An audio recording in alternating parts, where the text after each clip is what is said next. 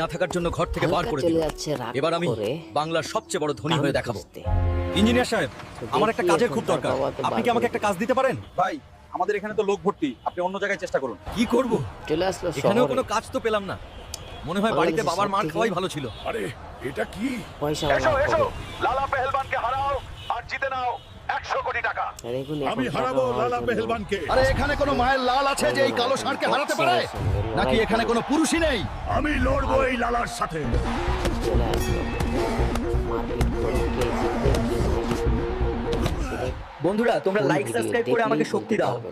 যাতে আমি দুই বাংলার সম্মান রাখতে পারি।